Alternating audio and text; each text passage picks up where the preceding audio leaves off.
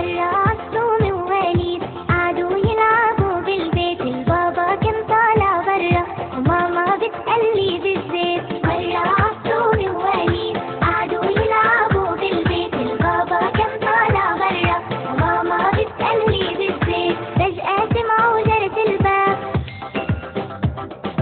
فجأة سمعوا جرس الباب.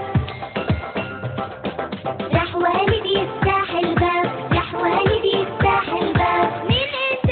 انا عمو. فتح له والد الباب. مين انت؟ انا حرامي يا عم.